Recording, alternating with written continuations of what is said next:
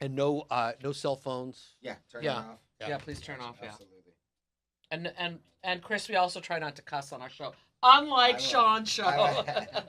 Sean and The Derek's P's show. and Q's. Hide that so Yeah. they can't see it. You can put it right behind the blue.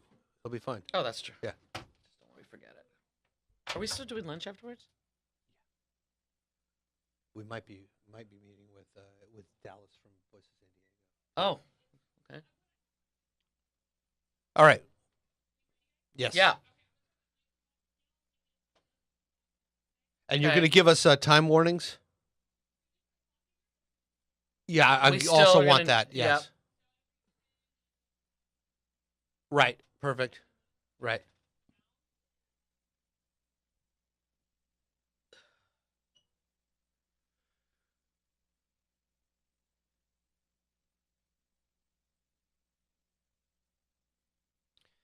All right. Welcome to this 12th episode of the first season of the All Forked Up podcast. This time we're talking about the barbecue road less traveled. Yum. Yeah. You, You just said the word barbecue, so I got excited. So you get excited? I Yeah, know. yeah, I'm okay, easy. Okay. So how the hell are you? I'm doing really well, thank you. It's been an interesting week or two, and I wouldn't say anything spectacular happened, but What made it interesting? what made it interesting? I wish I could say that I had an article come out this week. I'm going to talk about it in just a minute here, but it's interesting how people react to, and as you know this because you are a food critic in a magazine all the time, and it ain't easy. Okay, you want everybody to agree with all of your choices and things like that. It just doesn't work like that. Either so. you want them to agree or you want them to disagree vociferously but reasonably. Okay, well, yeah. I want all the people to like me all the time. That just ain't gonna happen. So I'm a sensitive little soul like that. So how was your week? My week's been good. It's we're talking, that leads us right to this week in food. And for me, a big part of this week in food for me has been about the cookbook that I'm working on, and Yes. getting my my cookbook proposal in gear, going off to my agent, and starting to think about the photography. And I'm hoping to do the photography right here at Specialty Produce. Yeah. We've got an absolutely spectacular test kitchen, studio kitchen, and They we're do. hoping to do the photography, at least for the cookbook proposal, right here. Very cool. Yeah. Yeah, I'm very excited about his book. So we'll hear more about that as it progresses, of course. Not a lot of barbecue in there. No. No, ironically, the only barbecue dish that I have at least scheduled for the table of contents, for the or in that I actually have in the proposal itself, is a vegetarian Okay. barbecue dish. Made with jackfruit or something? No, actually, it's made with it's asparagus, mushrooms, poached egg, Oh. and sorry. Sorry there, Danielle. It's poached egg, and North Carolina vinegar-based barbecue sauce. Nice. Well, I just heard yesterday that a kosher barbecue restaurant just opened in Tel Aviv. Yes, and actually, there are quite a number of kosher barbecue places Yeah. around. Most of them, most of them here. I did not know about Tel Aviv. Yeah. Where in Tel Aviv? Like I know. I don't know if they said where in Tel Aviv. I just heard Tel Aviv. And my girlfriend's there right now. I would like to encourage her to. She's a Jew like me who will probably eat pork. So, What do we call a Jew who likes pork? I don't know. Come on, Let's come on! not You got to make come it- up with a punchline. I don't know about that. You're good with that stuff. I don't know. But I did want to talk about my thing for food this week. Really is it was the second year in a row that I was asked to do the heater barbecue map Yes. for eater.com, which is awesome. I love being asked, and trying to come up with new places was not that difficult, actually, because there are so many, not necessarily brick and mortars, but there's a lot of pop-up barbecue now that's happening at breweries. So I was very thrilled to be able to talk about them Yeah. in my list. And So yeah, that's you can find that now. You could Google it. I've done it for the last 2 years in a row. Make sure you get 2017's heater barbecue map for San Diego. And what about you for food this week? No, I actually my food this week was actually the cookbook and the work that I've been That's doing on true. that. That's it. You Yeah. know, I've been developing a lot of dishes for that. We did a dish this weekend that was a sweetbread dish. That it occurred to me as I was making Mm. it that if I change one element to have it made with coconut cream instead of dairy cream, that Mm. it actually might end up in there. I saw the picture of it. It's delicious. Yeah. So it sounds good. Yeah, yeah, it was good. It was good. Yeah. All right. Well, with that, let's begin to talk about. Let's bring in our guests, and Yes. let's talk about the barbecue road less traveled. Yeah. Come Um, on in. and the thing is that usually this is the point in the broadcast where I introduce the topic, but this time, of the four people in this studio, I think it is quite fair to say that I am the least qualified person to introduce the topic. So, with that in mind, I'm gonna hand that over to Mercy. Well, I'm certainly no expert because I've got a couple of people who are actually very deep in the barbecue industry, especially we've got Gene Goycochea on my far left here. You're right on the screen. And Gene is the pit master, currently the pit master at and director of everything culinary over at Cali Comfort Barbecue in Spring Valley, one of my favorite places to get ribs. And Gene has also he's been on the scene for quite a long time as a barbecue ambassador, not ambassador, but on the board of directors of the Kansas City Barbecue Society, National Barbecue Association, California Barbecue Association, and oh God, he just knows a lot about barbecue. That's why I asked him in here. He also trained me as a barbecue judge 5 years ago now. Will you in train me? 2012. Gotta take a class. I will. Uh, I will. and sitting to my immediate left here is Chris McAfee. Hi, And guys. he is the owner and the director over at Smok'd Hog, which took me way too long to get over to. And he has God, where else have you been? You've been well. He's also Still there, yeah. he's still there, and he's the bartender 5 nights a week at the Hard Yep. Rock Casino, or The hotel. The hotel. Sorry, we're on the casino here. And he just Yes. had 2 babies, so I just don't even know how this guy does everything. But I really wanted to talk. We brought you guys in here because we wanted to talk about. I feel there's kind of a barbecue renaissance going on in San Diego, and there may be only a couple of regional things that we show here, but A lot of Texas. a lot of Yeah. Texas, a lot of Kansas City. And our 4th episode, which is probably the last time we did a barbecue episode, Yeah. we had Andy Harris of Grand Ole Barbecue and Brad Cooper of Coops, which of course both you guys know and are friends with. And this time we really wanted to talk more about regional barbecue and what's going on. I also love the fact that we have so many new places opening, as I just mentioned, even in my Eater article, all this pop-up barbecue coming up. We have Primitive Smoke, which is probably the most recent bigger place that's opened in the last 6 months, I I've believe. got to get there. Yeah, it's really good. And, we brought you guys in here because we really wanted to talk about what is going on here. Is it just Texas? Is it just Kansas City style? But there is variety. It just may not be here.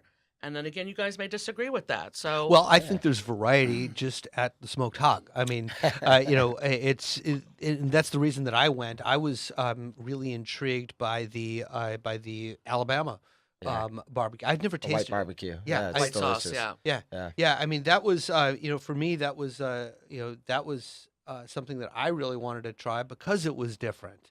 I had the opportunity to go to South Carolina and try some of the Carolina Yeah. barbecue, and that got me really interested in different types. So, but let's walk back a second and let's go through the different kinds of barbecue. I'm going to throw out a region and let all three of you riff on it. Let's define the terms. What is Texas barbecue? Oh, Gene, I think you got this one, right? Okay, That's Texas definitely barbecue. what you guys do. Well, we don't do Oh, Texas style. Casey, Coops does. yeah. We do more of a Pardon me. Kansas City, kind of a Mhm. California twist. We do have other sauces. We have our North Carolina sauce. We have a spicier sauce that isn't real spicy. That's jalapeno based. We don't believe that barbecue is about sauce, though. Right. Right. Ours is all about the seasoning and the woods that we use, and we're typically a hickory, pecan, almond wood burning restaurant. Texas, as you're talking about, is more of a mesquite, less sweetness, a little bit more bitterness. Yeah, mesquite does, right? They've got kind of a different flavor. It's not my preference of flavors, but it's not bad. I just prefer the sweet because that's what I was raised on. And do you think that's what your customers want? That is what our customers want. Right. And there's different restaurants for different customer bases. Mm-hmm. So when it comes to that Texas flavor, people will spend more time at Coops. Where when they want our flavor, our basic flavor is not real sweet, but we have some sweet sauces. Yeah, and Gene does a little glaze on the ribs that I love. I love the dry rubs too, but I am that sweet girl. I just love that Kansas City kind of style. So they have that little glaze on there, but it's not drowned in it. So for someone who doesn't, who isn't deeply imbued in barbecue, how much of the flavor comes from the wood? How much of it comes from the rub? Let's leave the sauce out of it for a moment. I mean, that's a big thing right there. Not only that, but the time of smoke that it's going to get as well. The brining of the meat. I mean, each step is essentially seasoning the meat. Which, going back to Texas, that's where their flavor is definitely coming from, because they're doing that dry rub, no sauce. That's what makes it unique. right. That's definitely going to give it its flavor. Gene, what do you think? Well, I'm a no sauce guy, and I've always been a no Right. sauce guy. That's why Cali Comfort's the way it is. The regional flavors, the wood has so much to do with it. What restaurants do is typically they use the woods that are indigenous to where they're at. Right, Yeah. right, exactly. And over here, we used to have a lot of pecan. We have a lot of oak. I would grill with oak, but I would not barbecue with oak. Why? It doesn't put out the flavor that I like, that I'm accustomed to. What would you describe the oak flavor? And does it matter whether it's white oak or red oak? White oak, red oak, post oak, black Live oak. oak, y'all. There's a million different oaks, and they're all great for grilling because they put out good temperature and not a tremendous amount of flavor. And that's why I use Santa Maria style. Right, is used. That's right. correct. Yeah. That's correct. When you get into the Carolinas, you're going to use a different wood. When you get into anywhere in the South, you're going to see a lot of hickory. Pecan. Pecan is a very mild hickory is what pecan is. Yeah. And that's something we use out here when it's available. All of the pecan orchards, because of the drought that we've had, Right.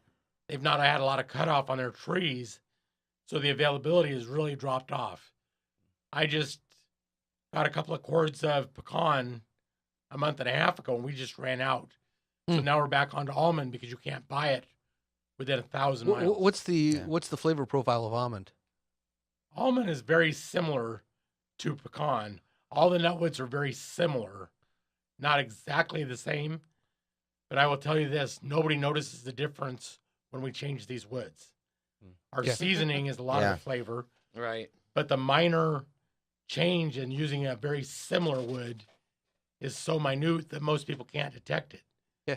Somebody Right. that's really into barbecue, like Chris, would notice the difference. Right. I noticed the difference, but the typical person, So you're saying typical I wouldn't. consumer, would not. No, you have a good palate. But when I taste mesquite, I know right away. Yeah, because absolutely. mesquite. There's a yeah, bitterness to it's- it that I just don't like. You I don't know, even so. need to bite it. I could smell it like Yeah. on the Yes. meat. Yeah. Yeah, Yeah, absolutely. and yet a lot of I hate to say it, but a lot of the restaurants that I don't care for out here, barbecue restaurants, use mesquite.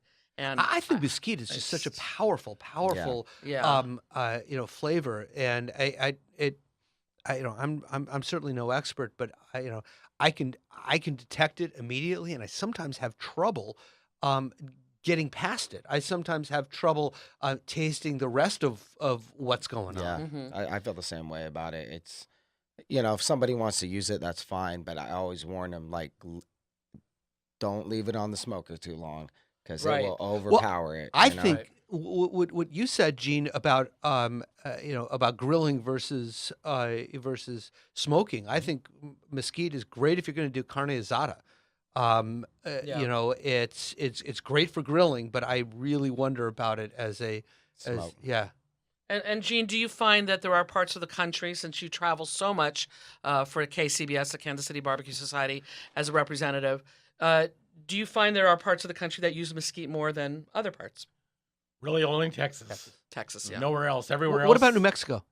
New Mexico, no. They cook more of a Kansas City style. They use a little bit more heat though. Well, tell me what is Kansas City style? Kansas City is a very sweet, Yeah. sweet meat. A lot of sugar in their seasonings. Mm-hmm. A lot of sugar in their sauces. You'll go to a lot of the good restaurants. Some of my favorite restaurants in the world are in Kansas City and St. Louis. I mean, you can't beat Q39. Yeah. You can't beat. God, you go to St. Louis and you go to Pappy's. Sure. That'll be the best ribs you've ever had in your life. Ooh, I don't care where you've been. Want to go? Oh, I Want to go? On the list. Let's go. On the my list. favorite. How does Kansas City style differ from Memphis style? Well, Memphis, you can get more of a dry rub, and you can put sauce on if you like. I mean, I think a good representative restaurant there is Rendezvous Rib House, and it's down a dumpy alley with dumpsters and trash cans, and then you go in and you go downstairs. And you're like, why would I come here to eat? Then you eat there and you just think, God, this is awesome. Wow. It's just really good, tasty food. Not what we're accustomed to in California, Right. but I've never met anybody that doesn't love it. Well, and we're seeing, and I shouldn't say we're seeing, because I've mainly judged competitions here in SoCal, and it's very much Kansas City style in the ribs that we get here. Gene is nodding his head that he agrees, and I've had some people tell me they're seeing that more all over the country in competitions. What do you say to that, Gene? I say that's absolutely correct. Mm. I've got a competition I'm going to this weekend. We're running the event at Del Mar, but the Yes. following weekend, and we can talk about that too. We will, definitely. The following weekend, I'm going to South Dakota, right over next to Mount Rushmore in Hill City. And that event has become more of a Kansas City style as well. Really? Yeah. Yes. It's just taking over. I think it's just the sweet, sugary thing. It is appealing to America most people. has a sweet obsession. tooth. Yeah, They do. America Very does have a sweet. Absolutely. and I'm the guiltiest of them all. I love that. Now, again, it's not that I don't like a dry rub, but and why do you think that? You think, Gene, that's just what it is? It's just sort of a sweet tooth thing. What is influencing that, not only in competition but in the restaurants? Well, I'll tell you, those are two different worlds. In the Yeah. competition world, everybody gets kind of on that path because when you go to the American Royal and you go to the Jack Daniel's Invitational, which are the two Those are Yeah. the biggest, yeah. biggest, not biggest in size, Yeah. the Royal is, but the Jack Daniel's is not. But it's probably the most prestigious event. And that's all based on sweetness. Yeah. The winner is going to Yeah. be cooking sweet. Right. So all of the other people, because judges are traveling so much more now, that sweet turn in Hmm. is going to do better almost anywhere because the judges are coming from everywhere. Right. Does California have a barbecue style? Well, we have our tri-tip, Carne which is asada really too. grilling. Yeah. Most restaurants actually smoke it and then grill it, and that works out very well. We have kind of a California spin on our Kansas City style. How so? What is that? Just that we change our seasoning a little bit. We use a less harsh wood, where they're using hickory. We're using the mild version of hickory and pecan because people in California haven't been eating barbecue their whole lives, and they don't want that really smoky meat. So we use a very mild wood Hmm. that anyone can eat and be happy with it. Gives just enough flavor where they're all happy. And I know Chris does as Yeah. well because I've had his food. Hmm. And that's what anyone will be happy with. It's very mild. And I think California too, with us not having a lot of barbecue places, really leaves us open to do different. And that's like kind of what I do with my restaurant too. Is But that we have so many transplants here. Hmm. What about Santa Maria though? I mean, is that? I mean, have you ever What I- played around with that? Yeah, absolutely. We do it for catering. Would I consider it barbecue? Yeah. Yeah. If you get that Santa Maria, that tri-tip high enough, you're gonna get some smoke on it. I know that it's over fire, but you can still get that smoke there. So I would consider it barbecue. Absolutely. What about Korean barbecue? Oh, he's always pushing the Korean Ugh. barbecue. He's- No, That's they're grilling. both That's shaking their grilling. heads, I know. Michael. that is He grilling. wants me to do a review on a Korean barbecue restaurant, and I've resisted all this time. He's been asking me for at least a year, and they use the word. happen. They use the word, but happen. But as we know, as most of us grew up, especially in Southern California, Dad's going to go back out in the back and barbecue. For us, that meant grilling. Okay, Yep. we didn't Yeah. smoke growing up. We didn't smoke meats growing up in Southern. I couldn't resist growing up in Southern That's California. a different kind So, of you rub. know, barbecue, is it a noun? Is it a verb? All of those kind of things. It's just like. And in California also, and in restaurants, customers also want it to fall off the bone. Yeah. Okay? We know that in competition, we don't want anything falling off the bone because it's overcooked. Mhm. So, but Gene, I mean, the first time I even talked to Gene coming into the restaurant, he said, yep, we have it fall off the bone.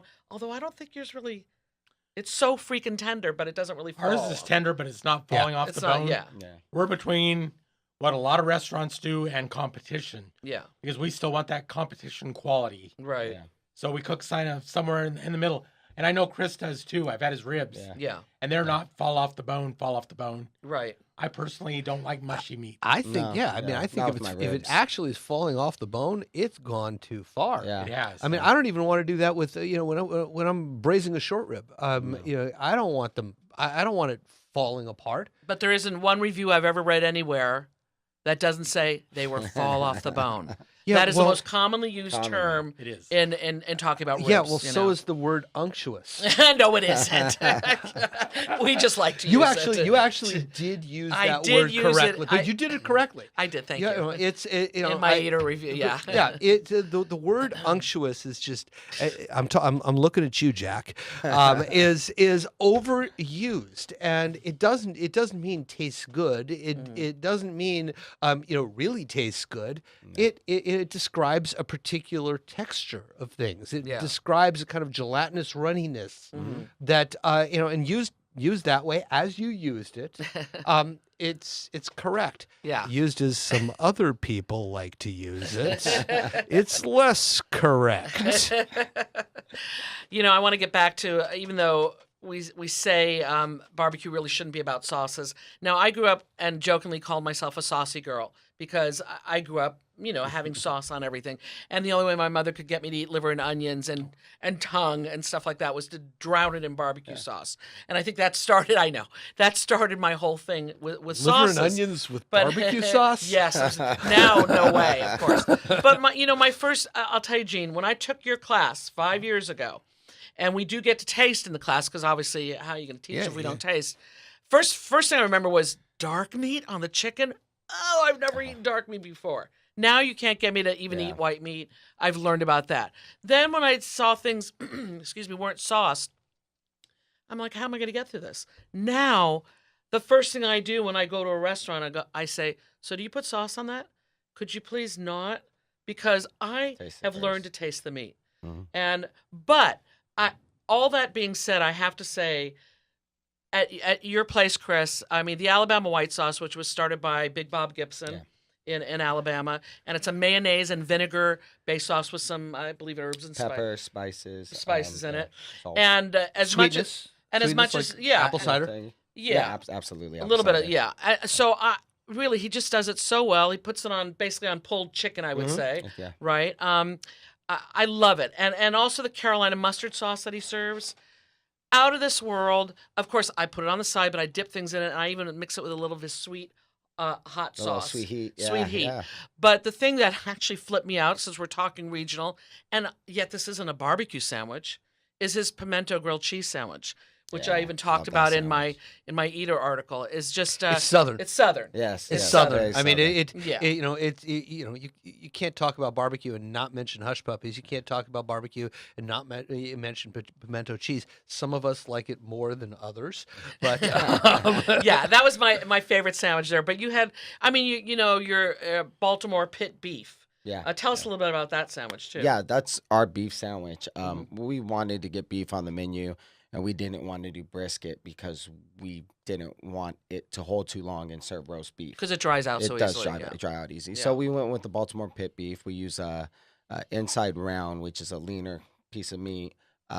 We pickle it and then we smoke it. We put a coffee and black pepper rub Yep. on it, Mm. and then You can taste slice that it coffee really in it. thin. Yeah, I love it. I Yeah. love that on beef. I love Yeah. coffee grounds. Why did you want to go regional instead of having the same thing that most restaurants have as pulled pork, which he does have? He has a great pulled pork sandwich too. What Uh, made you do that? It's San Diego. San Diego is such a transplant town, and if you ask me what my favorite is, it depends on the day. So with our menu, we're able to change it up and just keep going around the different regions. And what we're trying to do is get people that aren't from San Diego that feeling of home when they come and they get that sandwich that they haven't had in, you know, 5, 6 years. Oh, and you're 'cause they getting haven't that. been People are home. coming in like, Yeah. oh, wow, you got Uh, a Yeah, I've baby. heard I that. just I've want heard to that take one them a bit. back, yeah, Mhm. and do that. And that was what the restaurant was based on. And I love it. And I enjoy changing the menu every 4 months, and then trying a new region, try to do something different. It helps you be Um, more creative and, yeah. and things like that too. You know, Because one of the barbecue things is that bigger than what most people just think it is. absolutely. Oh, yeah. You know, it is. It really is. It's so I'm trying to show that. Right. Doing our best. Well, you know, I've written often that I love places that do one thing and do them well, and I have tremendous respect for just the commitment of deciding I'm going to do this, and this is what I'm going to do. If you want something else, go someplace else. But you're going to come here because I'm doing it damn well, and I think a lot of a lot of barbecue places do some version of that. Coops. If you're looking for if you're looking for Kansas City style, you're probably going to be disappointed. And so it was intriguing to me to go to a place that does so many different styles and does them well, as at yours. But what made you decide? No, I'm not going to specialize. I'm not going to. I'm not going to focus. I mean, that's not the barbecue tradition. Yeah, no, I don't think it's my tradition either. I love it all, and that's kind of how I felt about going into it. When we opened up, we actually didn't have a KC pulled pork sandwich. It was just the Carolina, Okay. and people ate it, and they were kind of like, "Well, where's the barbecue sauce?" Yeah. So we were kind of forced to go that route and do a KC, and from there, it just kind of stemmed into different ideas of like the size of our kitchen allows us to do we're a bit limited, but it allows us to do or focus on a sandwich, and that's kind of what we do in that Right. kitchen. So, and it just so happens they're all from different regions. So it's kind of evolved into that, more or less. Yeah, I asked him why he didn't have his white sauce on whole pieces of crispy skinned chicken, as I've always seen it, and before. And he said, "Well, just the size of the kitchen Yeah, that smoker. doesn't The little allow us smoker that." just doesn't allow us to do that. Yeah. I would love to, be able to take that sweet spot of the smoker and line it up Mhm. with 4 birds. But some days that smoker's packed and I can't get Right. it in there. It's And do not people get doable. upset that you don't serve ribs during the week? It's only on the weekends, by the You way. know, they so- do. When I explain, and I always feel bad. I feel so bad when someone comes in on a Wednesday and they're like, "Well, what do you mean you don't have ribs?" Yeah. Uh, but there's just nothing we could do about it. I tell them, Saturday, Sunday, please call ahead. We'll save you some ribs because I want to make sure everybody gets ribs. Right. But even with that, we run out on the weekends, Yeah. and a lot of it is due to the size. And the smoker. rub that you put on your ribs is so excellent. We were talking about it. It was like, is it the Walk us through it. Walk us through coriander it. that I Yeah, like on it, or- I think it's the coriander, Yeah, coriander and the great cumin. flavor. But those two things, Mhm. especially the coriander, and we use that in a lot of our cooking. Mhm. I love that spice. It's Right. one of my favorites. That's not exactly traditional barbecue. No, definitely not. That I Have think you ever that's used ours. I coriander? have. Yeah. But it is not traditional. No, No. no. No, Yeah, it's definitely not traditional. I like it. I like it too. It's very good. And Gene, when you travel around the country and you're doing your thing for KCBS, do you try to always get out to restaurants where you are too? And can you eat that much barbecue? You know what? Well, you've been to contests that I've repped for Yeah. KCBS. Yeah. Rarely do I eat anything there. If I eat anything, No. I have a couple of ribs. Right. I don't eat anything else. Right. I'd rather go out and try a regional restaurant Okay. and just see what their take is on barbecue. Let's step back a second. What's KCBS? I said it before. Kansas City Barbecue So Society. what Yeah. is the Kansas It's a City sanctioning body, but They're go the ahead. biggest sanctioning body in the world. They're in many, many, many countries. And we run the Are they in contest. Korea? I'm sorry? Not in Not in Korea, Korea. not in Korea. But you would not believe how many countries they're in now. Sorry. But we ensure that the contest is fair. We control the teams and the judging. We make sure that all judging is blind. We block off visibility. We change the numbers. We have a computer program that with our magic number, maybe a team number 4, and the number the judges see might be 465. It's double blind, yeah. It's completely blind. We make sure that the judges do not go by and see the teams prior to the contest. Nope, big no-no. If you do, you will not be judging that contest. You'll be going home or just hanging out. Yep. But you won't be judging. It's serious, you know. It is serious. We've These got to be guy- fair to the teams. Yeah. We want the judges to be as honest as they can to give their true opinions.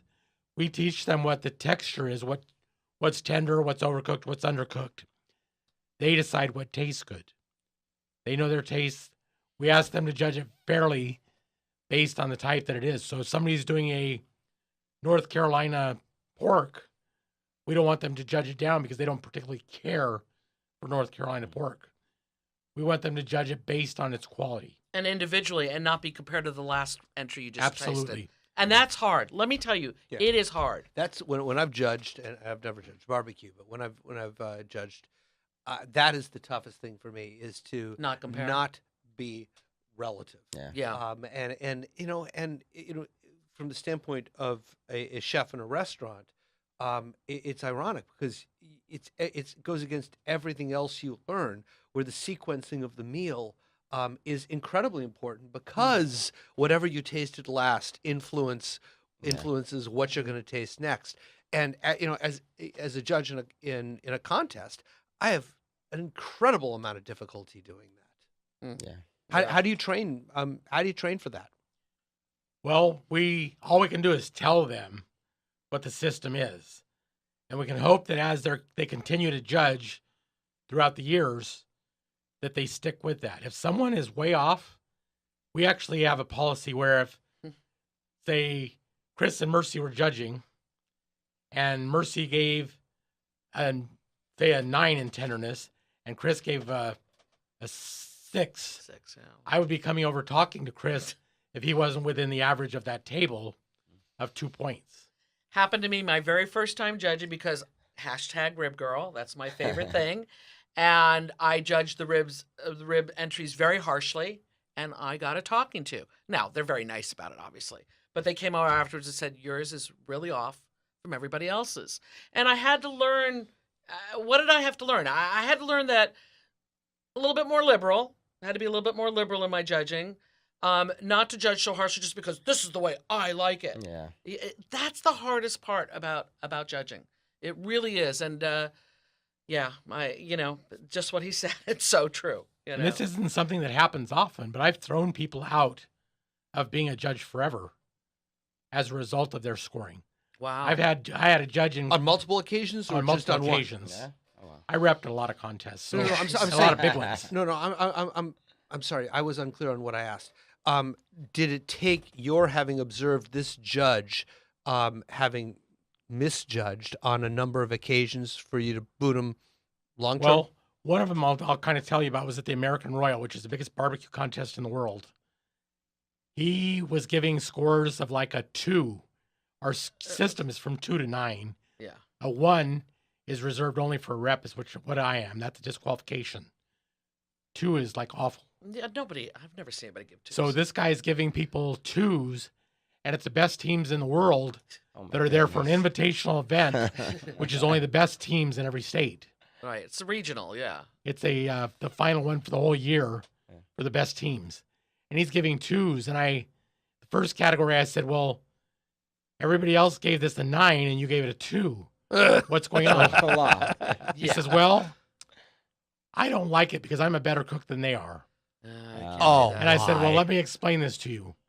If you were a better cook, You'd you'd be here competing Exactly. and not Wrong judging. seat. Right. So I'm just telling you that you can't score that way. Without Yeah. obviously without revealing fairness. a name, was this someone with a big reputation? No. No, not Somebody I'd never seen before in my life. And we have 500 teams at that contest. That's a lot. And this is a nobody guy that I'd never met. I talked to him for 10 minutes. He got very angry. And I said, this is the way it is. If you score like that again, you're out of here. Yeah. You've got to be reasonable. And I said, I'm not telling you what to score. I'm just telling you that you've got to be within reason. And the next category did the same thing. So I said, I need to talk to you over here. He says, no. He says, I'm in a public building and I'm going to stay here. I said, well, actually, you're not. I said, I want you to come over here. I want to talk to you. He refused. So he was assisted by the Kansas City Police Department Whoa. and escorted off the property. See ya, don't let the door hit your ass on the way out, you know? Look, and let me just interject quickly here also that these we score very generously because it's rare that you have something really awful. And even at that, I might only score 6s, and I will give them what we call a comment card and let them know how I felt about it. Not tell them how to do it, but what was wrong with it. But these teams spend a lot of money. Yeah.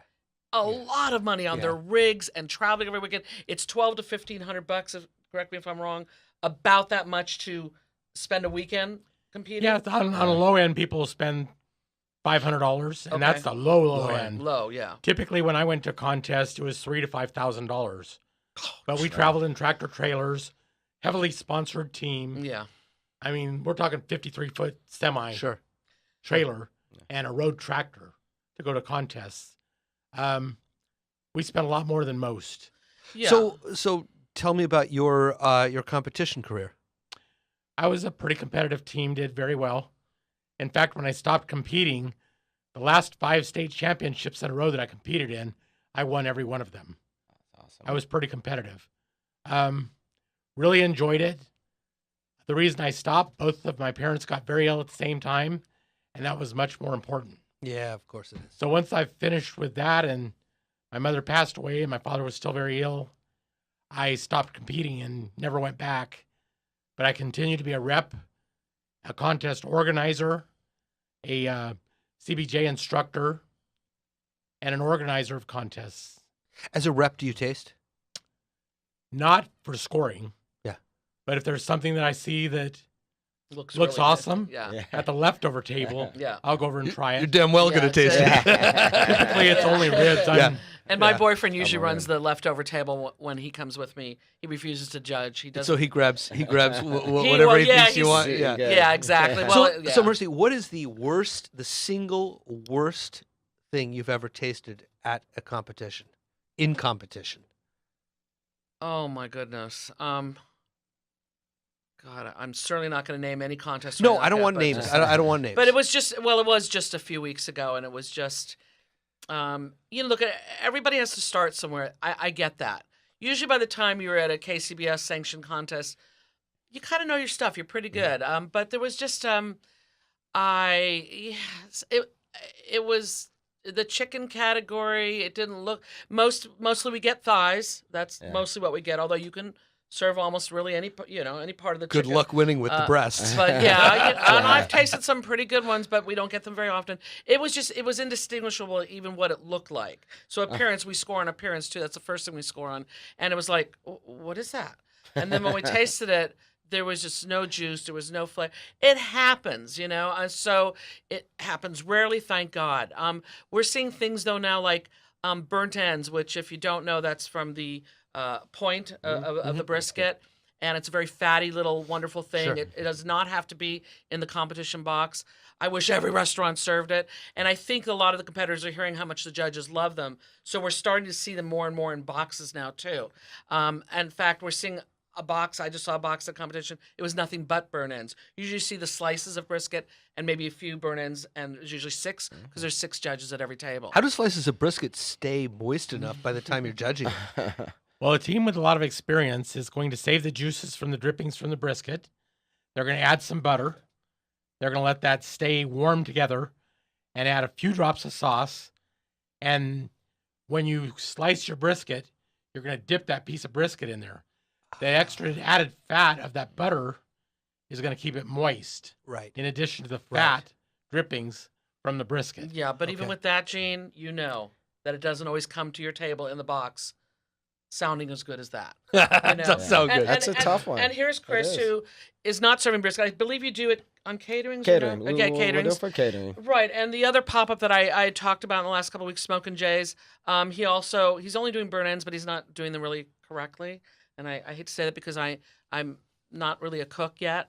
But as Gene knows, and you may or may not know, I'm sure you've maybe done some burnt ends or tried Oh to yeah, make yeah, them. yeah, definitely. Yeah, I mean there are ways to do them. Definitely. I love them crisped up. They should be like a little sugar cookie in the end, and I don't know if it's that you can't do that in competition. Is it too hard to do, Gene, or You can do it. Most people just don't have enough experience with to brisket. do it? Yeah. We cook tons of brisket. Yeah. Brisket's on every day.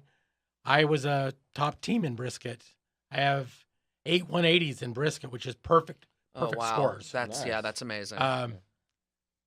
We were just known for brisket. And it's from Kansas City. I mean, that's Yes. really where it started. Mhm. And I just love them. But I It's think also it very takes common in Texas. brisket.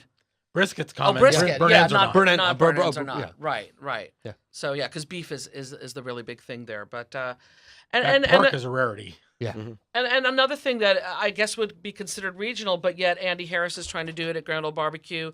Some of the dishes they do at Primitive Smoker like that is market style, which is by the pound. It's not done at their restaurants with what they serve. We do it for catering. Oh, for catering. Well, there you go. that's Yeah, that how makes we sense. do our catering too. Yeah, Sure. definitely. And Andy said that has been really difficult to get the people of San Diego to understand, To yeah. understand, like, what do you mean that's $18 a pound? I don't want to spend it. No. Buy what you want. It's $18 a pound if you only want a few slices of brisket or a few ribs. Yeah, I don't think people realize how much a pound of meat is. Yeah. And then when you give it to them, they're like, "Oh my goodness, what am I going to do with all this?" Right. You Yeah. know? A Yeah. pound easily feeds. Well, 2 to it's 3 odd people. because Yeah. they walk into the supermarket and get a packet that wrapped in plastic, and Yeah. it says 1 pound there, and they can understand that this is a pound, and yet cooked they have a little bit more trouble Yeah. getting their head around the. It's going to Right. lose weight. It's Well- going to get, a pound of cooked meat is definitely going to be more. Yeah, a pound of cooked brisket starts out as 2 pounds Right. of brisket. Right. Yeah. And You get it a cooks down. 50% yield. Right. So if you're paying $6 a pound in the store to buy that $12. brisket, it's $12 plus seasoning, plus whatever sauces Right. come with it, Right. plus packaging, Plus the plus energy. your cooking, labor, yeah, plus the your all labor. your overhead, your insurance, your servers, your cashiers. all those Yeah. overhead All those things. fun things. And then the other thing that they don't understand here, as usually it's always said with market style, when we run out, we run out. Yeah. And that is, what do you mean you're out of? I'm at a barbecue place. How could you be out of something? Well, I can't just throw another rack of ribs or brisket on there because ribs are going to take 3 to 4 hours or more. Yeah. Brisket's going to take what, Gene? 12 to 14. You both 15 know? hours, yeah. 15 hours. So the people just don't understand. Now, Gene, when you travel around to other How do you places help to- people understand? You just educate You know what? Yeah, On our I menu, tell it's 'em. spelled out very clearly. Yeah. We have the cook times for all of the meats, Yeah. and we say when we run out, we run out. We can't just make another batch of brisket because it's going to take 15 hours. Yeah. Yeah. And that's what I tell them too. I'm like, it's a couple day process. I'm brining the meat overnight, and you want that. You want the Right. meat to be treated right. Do you've said that a couple times. Do you brine all of your meats? I do. Yeah. I different timings. Bird will get a couple hours, or pork will go overnight if it's like a pork butt. And the size of the cut definitely. Time varies with it. Do you vary the brines themselves? No, actually, I use the same brine on all of them, except for the beef. The beef, I use our pickle juice. We do a different brine on that one. But for the bird and for our pork, same brine. Do you brine? We do brine. At times, we'll cut up 100 chickens at a time, and we put those in brines sitting in our walk-in for the next day. Okay. We actually do it at night, and then we get up and cook the chickens in the morning, But do you ever run out of anything? occasionally. Occasionally. And it's typically brisket or ribs. Right.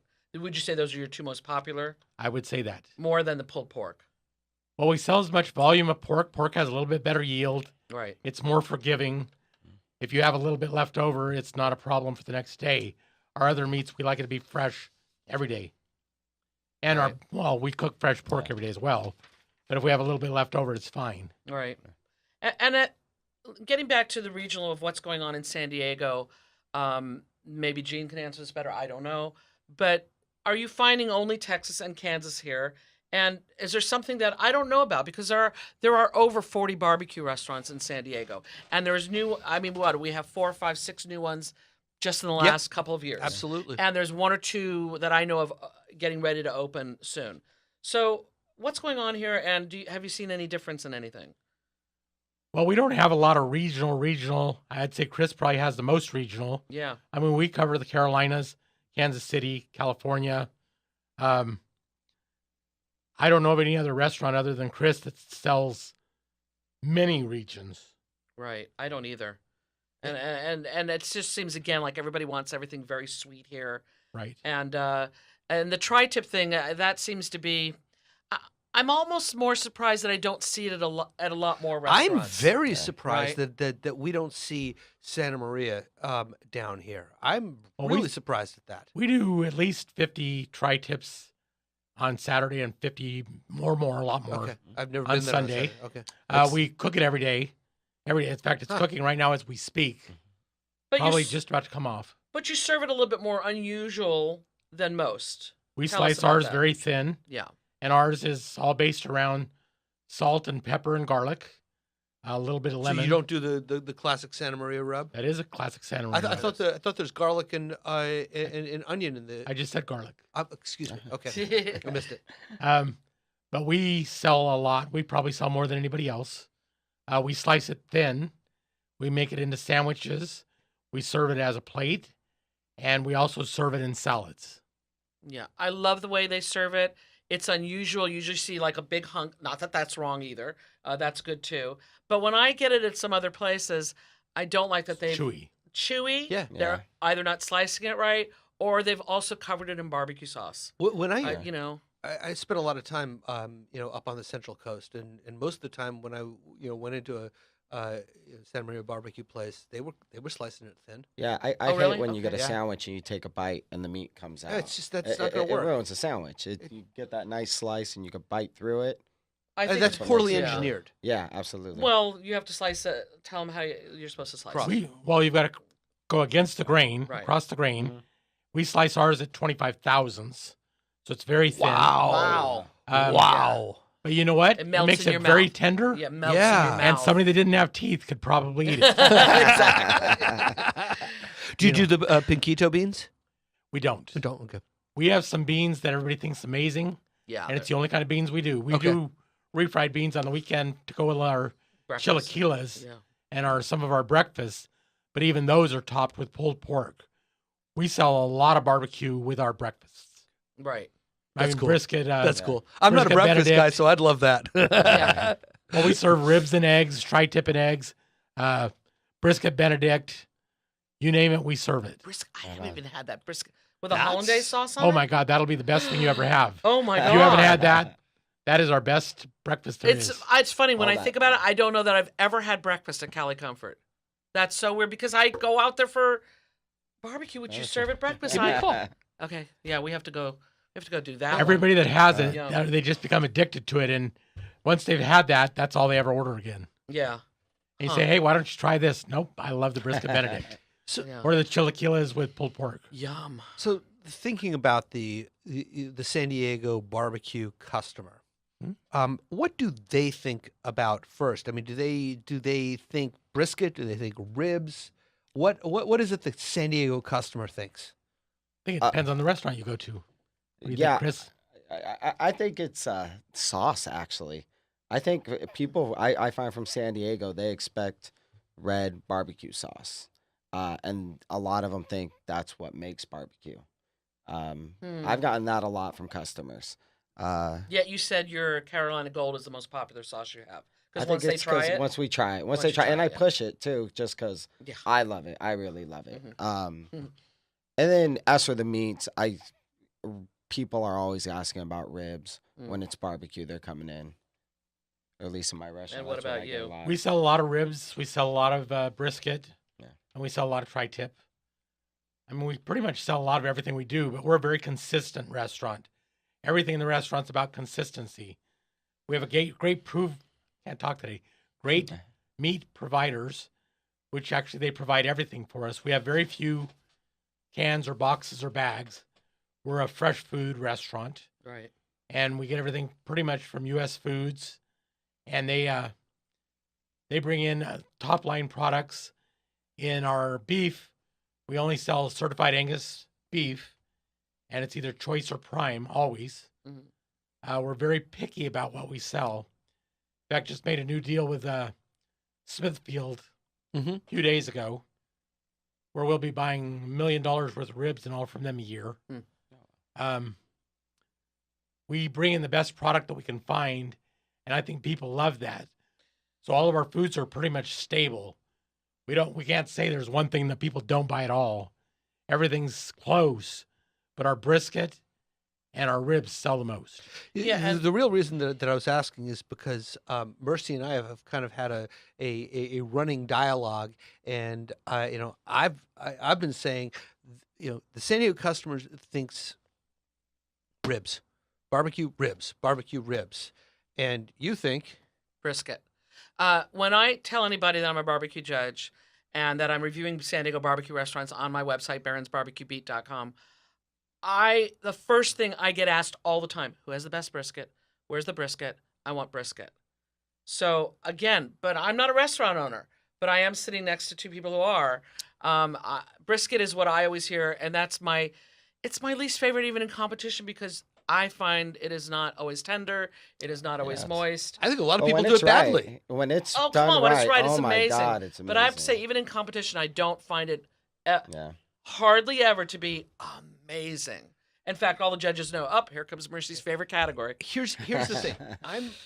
I'm Jewish, okay? And if you're Jewish from an Ashkenazi family, you know brisket, or you think you do, and you probably don't like it.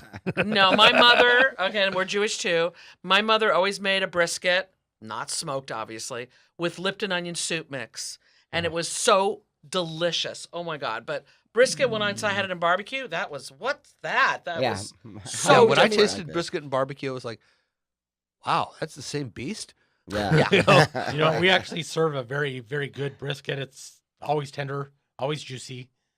And speaking of Jewish people, Ari, who used to be the president of the Gulls, Yeah. loved our brisket so much. Anytime he came in, that's what he ate. And we used to, well, still do, feed the Gulls, feed the media. Yeah. We have, a restaurant facility in the sports arena. Right. And it's always there. It's a favorite of theirs. But Ari was Jewish from New York. And even if we weren't serving brisket that day, we always brought 2 pounds for him. Well, the reality is that if you're an Ashkenazi Jew, you grow up in with even if not your mother, your grandmother, then you either love brisket or you hate brisket. I don't know anybody who hates brisket, really. Oh, God, if you're a I meat do. eater? Oh, see, I guess I don't. Well, apparently he loved it because his family would come into town. First place they went was to the restaurant to get brisket. Well, I'll definitely be down to try the brisket. I've had your ribs and enjoyed them quite a lot, but I'll definitely be down for the brisket. That fat cap on the brisket, that's my favorite piece. Oh, my God. Oh my goodness. yeah. And that's just when done right, that's what makes it so good. And it's Well, so, I think honestly, that's part of why a lot of the typical Ashkenazi way of making brisket sucks, because what's the first thing they do? Cut off the fat cap. right. Well, It's the same in a couple of North County barbecue restaurants that shall go unnamed. I really just could not believe how dry the brisket was. And when I went back and talked to the pitmaster, I said, well, we're in North County. Why are people more fit and conscious there about that? They are. And they ask for the fat to be cut off. I'm sorry, but it just... Don't Well, get you know what? that We meat. cut the fat off of the top of the point. Well, you have to, Yeah. you still have to so that cut we can some get of the that off. burn ends and all Right, that. Right. Otherwise, you just have a bunch of fat. You wouldn't have any flavor. Yeah. Yeah. But the Exactly. flat, we leave a good 1/4 inch of fat on. Yeah. Yes. Minimum. Fat is where the flavor is, It is.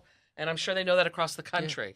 Yes. all right. Well, we are going to actually take one of our segments a little bit out of order. We, every show we do a specialty produce vegetable of the week. This time, our specialty produce vegetable of the week is a fruit. It kind of looks, if you look on top of the on the air sign, you see these little things sitting there, and they kind of look like vegetables, but they're not. They're actually fruit. What they are is finger limes, and they may look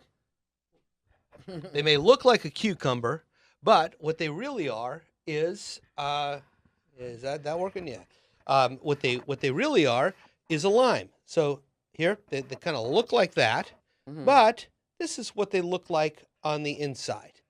This is what they look like on the inside. I'm going to try to tilt this so you see it exactly. I think there you go. And as you see, as I squeeze this, you see these little caviar-like bulbs squeezing out. And they pop up. And yeah, they pop up. Oh, And they're so good. when you taste them, Can't get down they there. taste exactly like lime. And Yeah. that's mostly because they are. So, in order to get there, you're going to cut them open, and then you squeeze them. So pass these I down. never had these until today. And I think Gene said he had never heard of them before. I didn't either before yesterday. I found some video on it and flipped over them. So my question to each of our guests is, if I give you a basket of these, what are you going to do with them? Make margaritas. Oh. You know, this would be great in a drink, or even cooking with pork. How'd Like, you cook them with pork? Our mojo sauce that we use. This is something I would use in it. Definitely. I would probably either use it as a garnish or give it to my granddaughter, who thinks lime is the most important fruit or vegetable in this world. Well, I always argue that that in Mexican cuisine, if you had to pick one ingredient that is most typical, most necessary, most essential to Mexican cuisine, it's lime. You could argue that it's nixtamalized corn, and you'd probably not be far off. But I would say it's if it doesn't have lime acid, it's not Mexican Yeah, cuisine. the acidity does bring out the flavor Yeah. in things for So sure. what would you do with it? I literally would probably eat it just like his granddaughter, just like right out of there. I mean, I'm sure there's so many different ways I could cook with it, but it reminds me so much of the pop of caviar and smelt roe, eggs. I love the texture of it, so it's fantastic. That's kind of along the lines of what I would do with it, and what I'm going to try to do with it tonight. I'm going to try to make sushi, and I'm going to use the salmon roe, the kind of big, almost bait fish looking salmon roe, and some of the squid ink black masago, and then some of these on top, and get kind of a nigiri style, wrapped in nori. Sushi with those two eggs, and these echoing the form of it and the look of it, but giving a hit of lime to it. That Whole new sounds good. texture too. You'll get Yeah. that no. Yeah, it's Popping really in going to be there, it's all really about the texture as well Yeah. as the flavors. Yeah, I'm just wondering how that would be with carnitas or with a bunch of fresh fish. I think that would be so gonna be good good. with carnitas. Yeah, Me too. definitely. I think that would be fantastic. Yeah. Before we let you guys go, I just want to mention really quickly this coming Saturday, which Gene and Yep. Cali Comfort is a very large part of, is the Del Mar State Barbecue Championship. Sunday. I'm sorry, Sunday. We are so used to judging on Saturday. We're judging on Sunday this time, but the teams are in there Saturday cooking. But we will have on Sunday a People's Choice Awards. We have some local barbecue restaurants coming in. Can you tell us what restaurants are coming in that people can try too? Well, we've got Grand Ola's coming in. Okay. We've got I'll be Chris's there. restaurant's going to be All there. right. Yeah. We have Coops. Yeah. We have Cali Comfort Barbecue. Nice. I've heard of them. We also we also have Valley Farms. Derek is coming down and cooking food. Yeah. He's on our team running the event. Yes. We've got 3 great dessert restaurants coming in. Mm. So there'll be ice cream, there'll be cheesecake, there'll be some awesome desserts. We have 18 teams that are going to be serving People's Choice food. Neat. And you can buy your sample tickets at the entry of the barbecue event. Once you're in Del Mar Racetrack, which is about $6, Yeah. it's free admission to the barbecue event. They also have VIP tickets. Samples are $2.50. A large chunk of that goes to organizations in training, which is an awesome charity for homeless children here in San Diego. Yay. Yeah. Very cool. Yeah. And I was going to ask you, Chris, what's that next for you? But it sounds like that's That's what's up. it. Yeah, Yeah. we're looking forward to it. We can't wait to go out there. It's going to be a lot of fun, a lot of good barbecue for people out there. It was a blast last year. This is our second annual. Please come out, people. You will taste some barbecue that will blow your minds. Really. You may never want to eat at most restaurants again. Exactly. Except those two. Except these two.